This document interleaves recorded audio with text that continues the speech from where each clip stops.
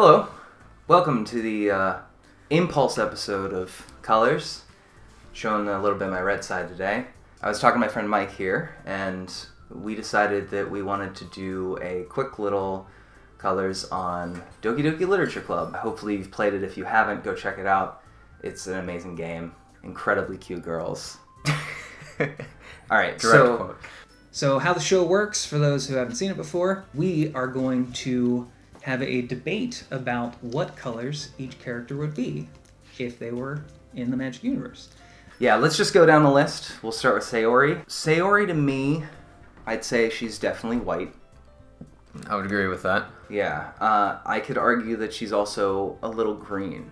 Okay. I would agree with that, but what are your reasons for those? Okay, well, you could argue that everybody is green because it's a literature club. Yeah, it's a community. They have this sense of like togetherness. They're trying to be friends and everything. I think that's a little bit of a stretch because how much does that actually influence their personality? Yeah, and you don't get from a scientific perspective, you don't get a control of them in another environment. Yeah, exactly. I mean, even when they're outside of that environment, they're still doing something for that environment. Yeah, it's everything is related to the literature club. It's all about the literature club. You don't see them outside of it, aside from whenever it's the weekend, or they're in a giant shapeless void, or they're walking to school. I mean, who hasn't been in a giant shapeless void? I mean, But I would say she is actually green. Because of that, the literature club's obviously very important to her. She's non-confrontational. Aside from that, I probably would just pin her as white and green, almost like exclusively white, though. Now, which would you have higher than the other? Oh, white. White? Yeah, definitely white overall. She thinks about everybody but herself.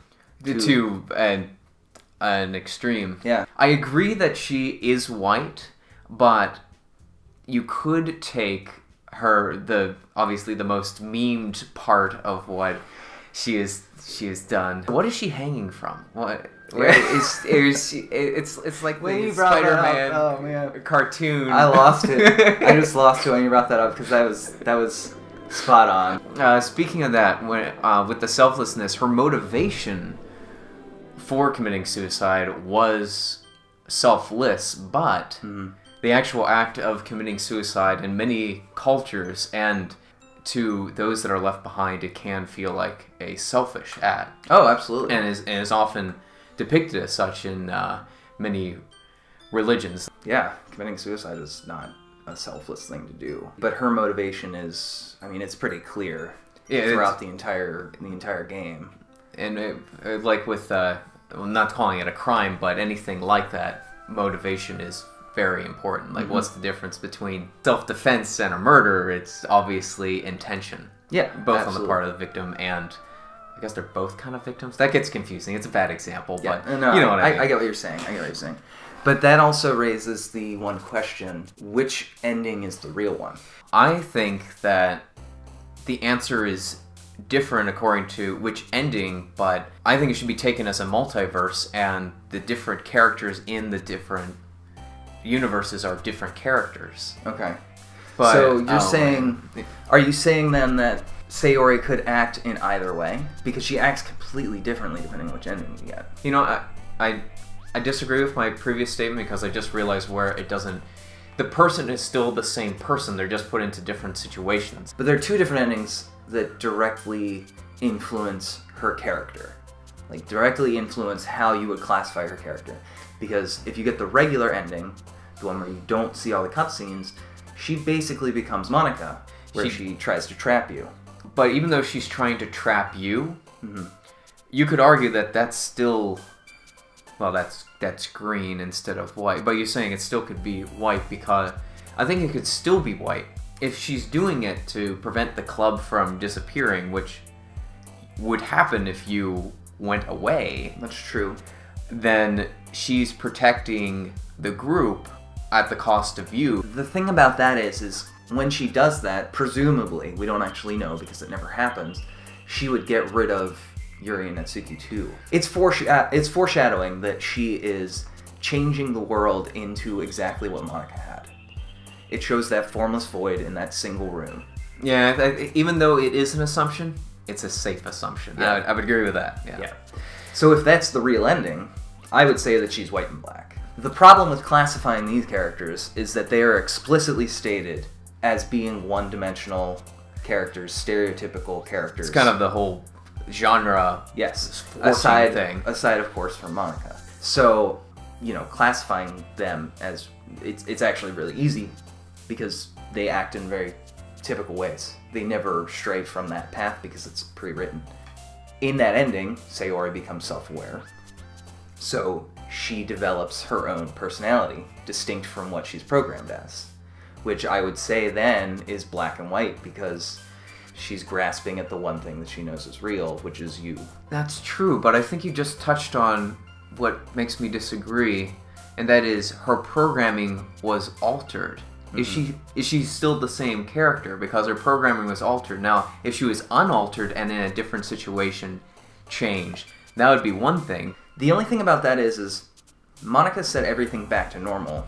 The only thing that had changed about her was the fact that she was the president. So her file was not altered then. But because she gained self-awareness and pure knowledge of all the past, she knew how she was when she was altered. Which, of course, could change her personality. Well, actually, there's another ending that almost contradicts that. Okay. The probably the most obscure ending. Whenever you go into the files and delete Monica right from the beginning, right off the bat, she commits suicide right away. Mm-hmm. She doesn't become super powerful. Yes. She doesn't seem black at that point. She's, if we go with the selfless sacrifice suicide angle, then mm-hmm. she's still like that. And there is the fact that if you stay on that screen for 10 minutes, it says now everyone can be happy. That is her sacrifice of making everyone happy by just deleting the game. To keep from any problems from spreading that would come from that self-awareness. So the game is just deleted? Yes. You have to reinstall the game. I mean, there's a thing you can do to make it work again, but yes, you have to reinstall the game after she does that. Well, if she's doing that, then she's killing everybody. Yes, but she's doing it... The mindset that she has, or you could assume that she has, based on her character, is because that you get a little snippet of it for about a minute when you start the game and she goes insane, is that she can't handle the fact that she is real and no one else is, and she just thinks that there will be nothing but pain. You could assume that because if you play through the game normally, she is, of course, very selfless. You bring up a good point there. If everybody else isn't real, except for you, and she's not deleting you, mm-hmm. I've noticed that both of us are still here. Yes, we are. Then that means she knowingly didn't kill them. Like, before she realized that, mm-hmm. it would have been considered, like, I guess, attempted murder because she thought that she was killing somebody. Yes. If the real ending, where you see all the cutscenes, is the correct one, like the actual ending, then I'd say she's straight up white, and then maybe some green because she does act kind of green. She hates conflict. She does hate conflict, especially you remember the one where they were Misuki and Yuri were arguing because they seem like polar opposites. Yes. And even though she wasn't trying to make them seem like the same character, she was trying to make them seem equivalent to each other. Mm-hmm. And that definitely goes along with that. To try and mediate it as best as you can without any conflict. That's a very green-white thing. There were two impulsive things I think she did. In that conflict, when she was trying to convince everybody to get along, she says something about Yuri's breast being as big and beautiful as ever. Yeah. And that is specifically pointed out by the antagonist or protagonist. I always get those two confused. Protagonist as being an example of her not thinking before she acts. So there's a tiny bit of red there. Natsuki. Red, yeah. Yeah. Okay, Yuri.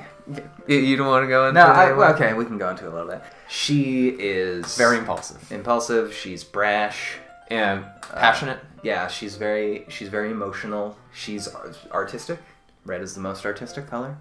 So Though you could argue that Yuri is more artistic. It depends on if you count cooking as artistic, no, which I do. would call it. Especially with those cute... They call it the culinary arts for a reason. Yeah, but my school also called it the industrial arts, so instead of the art of industry. Yeah, she's definitely red. Cat cupcakes, yeah, I would agree with that. Which we never get to see. I really wish we had seen the cupcakes. She is short-tempered. What do you mean?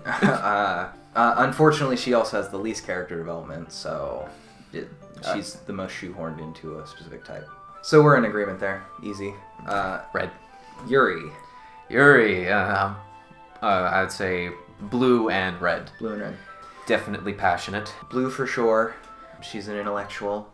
She's reserved. She tries to act detached from her emotions. And slow to act, especially when they talk about her speech style later in the game. They say that she takes, at first she's nervous, and then once she gets into it, it's like she's a pro, which I can identify. I'm a little bit like that too. Yeah, she's very deliberate in her actions. But yes, I would also say red, mostly because of Monica. When she's edited, she becomes obsessive. And of course she had those traits before, because Monica said she amplified the traits in the characters. It's only a magnification. Yes. It's like a caricature. That means that she had to have some obsessive traits beforehand, and that's a perfect fit for red. Very, very passionate. Now, when it comes to the whole self-cutting thing, it's hard to get more passionate than that. Yeah. I mean, even in the first time through when we played trying to get Yuri, when you prick yourself with the extremely sharp knife, and she sucks your finger. There's no undirty way to make that sound. From the way it was written, it was supposed to be very passionate, but reserved passionate. Like she was holding herself back, which is kind of just in that one scene alone is a really good combination of red and blue. And you can tell by her poems. Her poems are always the longest. Her poems are... They gave her the most elegant script. Oh, right, the handwriting. Yes. Obviously, she has a lot of blue to her, but the poems aren't flat. They're not flat, so she obviously has artistic drive. So I would say blue-red. I mean, you could argue a little bit of green because she's very non-confrontational too. She's very reserved. Well, actually, I don't really think it's green. Well, the non-confrontational thing, she kind of... The reservedness prevented from coming through very much, but when she let out later on in the argument, she did... It was almost passive-aggressive. That's very true. Well, actually, even in the second act, after Sayori's dead, she makes Netsuki cry, run out crying, and then Yuri's just there, huddled in her desk, apologizing because she went overboard. So that's perfect archetype of blue-red. She could also be compared to ketchup as a non-Newtonian fluid. Yeah, she sticks in there, and then all of a sudden, bam! It's all out at the same time. Yeah, which is fine because I've never had ketchup. Okay, so Monica next. Monica is definitely the hardest to decide, in my opinion. I'm gonna say she's very black. I would agree with black, but I would say 1% white. The white, I would say, is because she saves you and the... whenever Sayori tries to take over, when she becomes sentient, she almost sacrifices herself because she's also turning off herself too. Yeah, she's deleting the game at that point. Deleting everything. I can see that, especially too because she shows great remorse after you delete her. Yeah, she does. Yeah, and I'm a big believer in redemption. So, which you could argue, well, she's deleted now. She's just feeling bad for herself. But she still obviously has some sort of power over the game since she stopped Sayori. And she still makes the choice. Yes. Yeah, I can see black-white. I also think a lot of blue. Because... Blue? Yes. Because the entire game, she's working behind the scenes. She's scheming. And knowledge. She is the only one that knows that she's self-aware, and I know it's an American game, but they slip in that fourth wall break about the translation thing. Yeah. Nobody else knows what she's talking about, but she does. So she has hidden knowledge. Yeah. So that goes along So with... she's actually... I mean, she does try to learn Blue as well. She is learning the piano and everything, too. Oh, right. She doesn't just give in to the despondency of, oh, I'm a self-aware being. She's trying to expand herself. I didn't pick up on that. So she does have some drive for knowledge. I don't know. I'm not sure I would give her a lot of it would credit be in Blue. Like if White's 1%, maybe that would be... Yeah, maybe Blue is 5 or something. Yeah, I'd say Blue is above the White. Yeah, because she definitely does scheme, and she completely disregards the feelings of the other characters by practically torturing them and then deleting them. Yeah, it's pretty much torture. Of course, she knows that they're not real, so she doesn't care. So she's detached. Well, she's detached from her emotion, which makes her more Blue. But she also tortures us as the player, and she knows that we're the only other ones that are real. That's true. So, but does she see it as torture? I mean, it's definitely not good, and she probably realizes that. But she sees it as now she has reached her conclusion. When you're in the room with her, in the formless void, she has reached her endpoint. She is as happy as she can be. She does look creepily happy. Not as creepy as Yuri. It is very black, because it's all self-motivated for her. And the room itself is black. It's darkly lit. Yeah. It's literally in red and black. Those are the, well, for the most part, the only colors. I realized that it's not a virtual boy. I was talking to Prameline about it too, and she said that she would put Monica as red, which I get after she explained it. She is obsessed with you. I thought we were putting her as red. No, I was saying blue. Oh, I was black saying... and blue, because she was completely detached from her emotions when she deleted the other three. And she forced Sayori to suicide, basically. I mean, they never explicitly say what she told Sayori when she stepped aside the day before the weekend. Monica's all, oh, I'll go talk to her. Then she comes back. You never find out what she said. But it's presumed that she just said, you should just kill yourself. I always assumed that she wasn't that direct with it, but it doesn't really matter how direct it is. It just matters what the intention was and what the outcome is, and both are the same, so that point doesn't really matter. There is a hint toward it, though, when Sayori says, maybe Monica was right. I don't remember exactly what she says. It's something along the lines of, maybe I should have listened to Monica, or maybe Monica was right. And this is, like, right before she kills herself. So I had forgotten about that. It's pretty damning evidence. That's pretty damning, yes. Monica is pretty across the board. I'd say black, blue, and red mostly. Tiny bit of white. Red is pretty good because now the thing about the passion thing is she's passionate, but she's not. She is surprisingly detached. Yes, even when she has you in her snares. That's why I'd say red. I'd say black and blue mostly. Little bit of red, tiny bit of white. She's almost like Hannibal Lecter, the way she traps you in the same cell. Yes. Yeah. The demeanor seems very similar. Yeah. She doesn't eat anybody, though, does she? All right. So that's everybody. Oh. Except the main character, us, you. Everyone. The main character is distinct from you. Clearly, because you don't decide everything that he does. You don't decide everything that he says. So he has some sort of personality.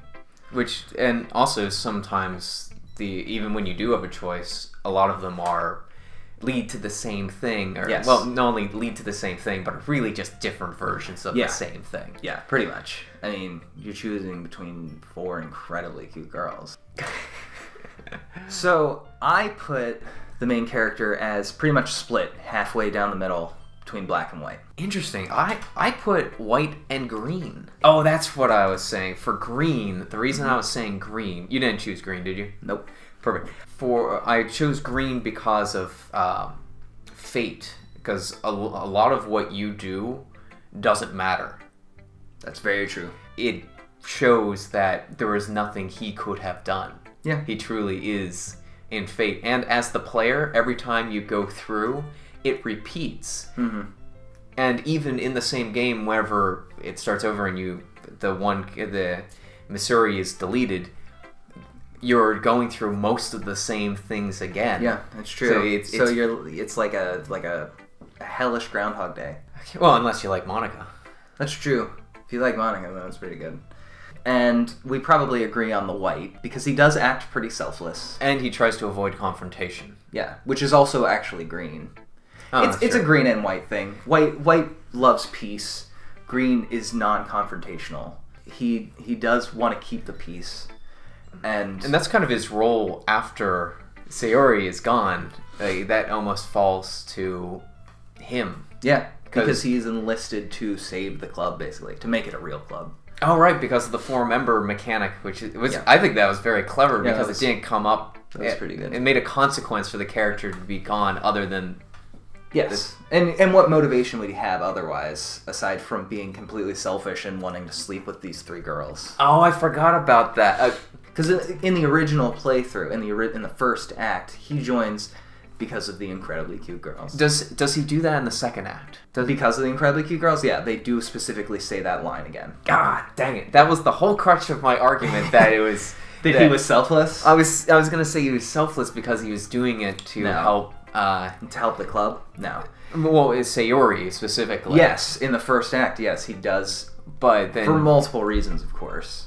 Well, I guess it just depends on the percentage of what the incredibly cute girls. Yeah. That's why I split him down halfway. It's a visual novel. He's there to sleep with the girls. That's the point of the game. This is the first visual novel I've ever played, Yeah. so I guess my perception is a little bit skewed. Yeah. Because they're not like this usually, right? No. He's there for the girls, the incredibly cute girls. And he's also there for Sayori, because he's his childhood friend. And later on, near the end of the first act, before Sayori kills herself, you have the option to confess to her, to accept her confession of love, despite who you choose. You go down Natsuki's route, you go down Sayori's route, you have the Yuri's opportunity route. either time. Yes.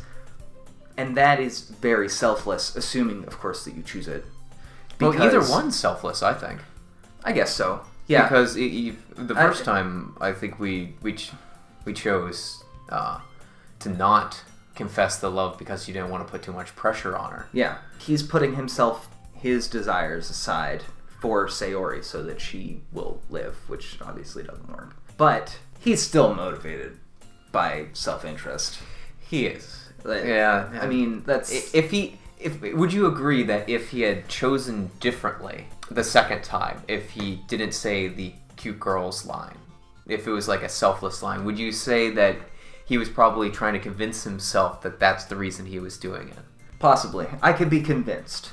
There is also the part where he says, "Today marks the day I sold my soul for Monica's smile," or something like that. Oh no, it was cupcakes, wasn't it? Well, that's the first time. The second time around, it was Monica's They don't smile. mention the cupcakes. The cupcakes scene doesn't happen, I don't think. Oh, that's right, because Sayori was the one that convinced her to do the cupcakes. Yes. I could definitely be convinced, but I'm not sure I would say without any further pushing.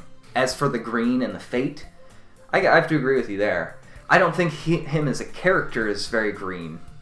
Although he is very non-confrontational, he likes to deflect things. And even when he talks to Yuri, like when Yuri and Natsuki are arguing, and you pick one over the other, he still goes in a very roundabout way.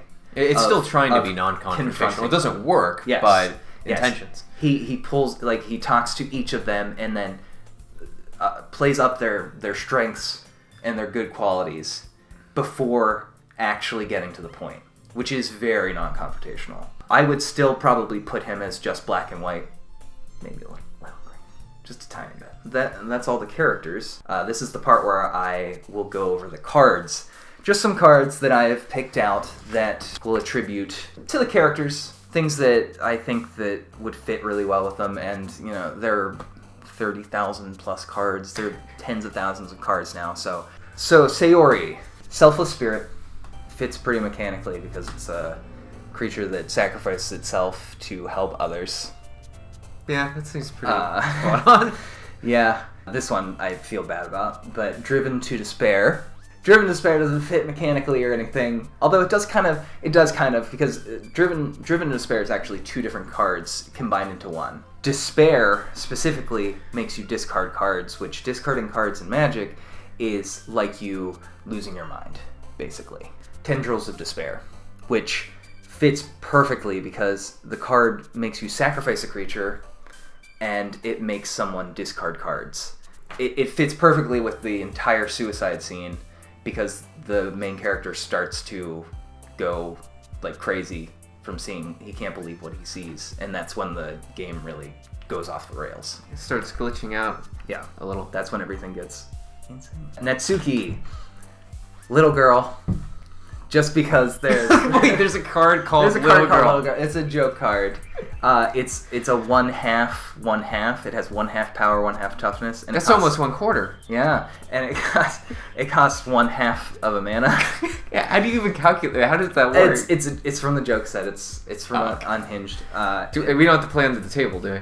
No, not for that. Reckless Waif, which I thought was a good one.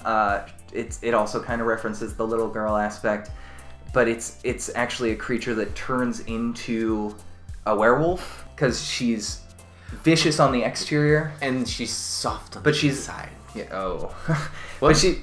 oh! I didn't mean it like that. But she's actually very sweet. Yuri, Desperate Ravings.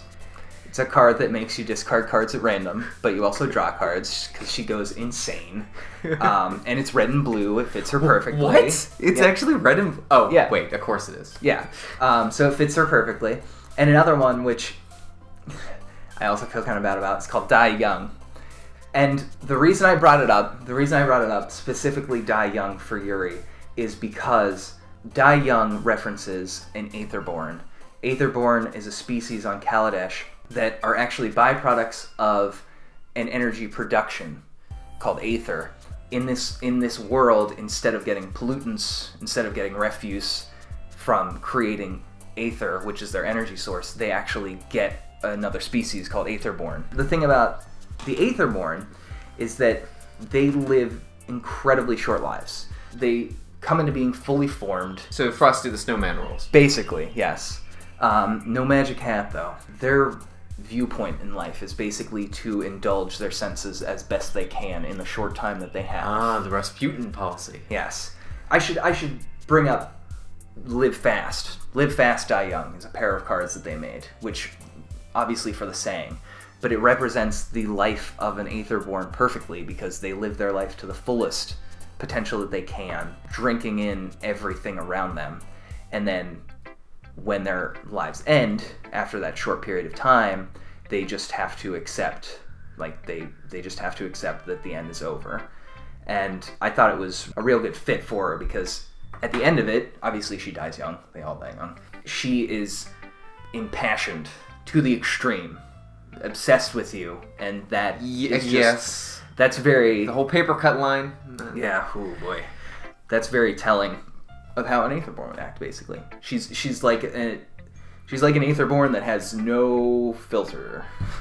At least in the second half. Yeah, she has a lot yeah. of a filter on the Oh yeah, first no, half. on the first, she's not really like one at all. The back 9, not so much. Yeah.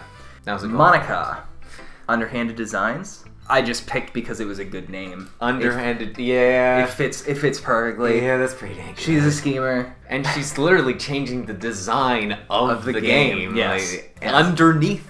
Mm-hmm. Steady Progress, I picked because there's a very slow build in the game. Steady Progress is a card from the Scars of Mirrodin block that represents the infiltration of the Phyrexian oil, the glistening oil, onto the planet Mirrodin.